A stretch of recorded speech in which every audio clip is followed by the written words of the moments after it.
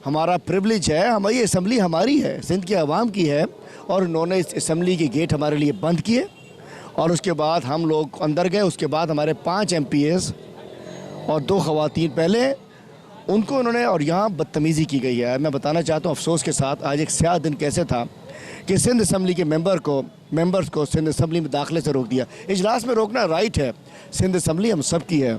और उसके बाद कुछ लोग थे जो हमने आज कभी नहीं देखे यहाँ। मैं मानना चाहता हूँ इसकी तहकीकात होनी चाहिए, JIT बननी चाहिए।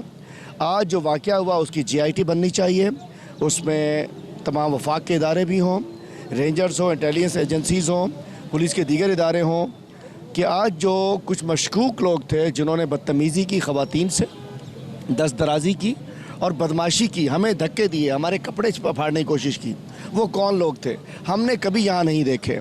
वो स्पेशल ब्रांच के लोग हो नहीं सकते।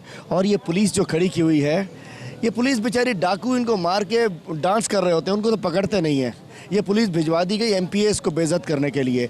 हम अपने असम्बली में जा रहे थे, हम सिर्फ MPs थे, ये दरवाज़ा बंद किया गया और उसके बाद 7 MPs को, जिनमें से एक भी वो नहीं था जिसको नोटिस इशू हुआ हो, उसको बाहर रोका गया, दरवाजे से बाहर रखा गया। मैं समझता हूँ हमारा जो फंडामेंटल राइट है, जो कानून आइन हमें देता है, वो हमसे छीनने की कोशिश की। और हमारा गुनाह क्या कि हम इन चोरों को, लुटेरों को, जिन्होंने हमारे सिंध के 8,900 अरब से ज़्यादा जो 13 साल में आए, जो खा गए, हम उन्हें बेनकाब करते हैं।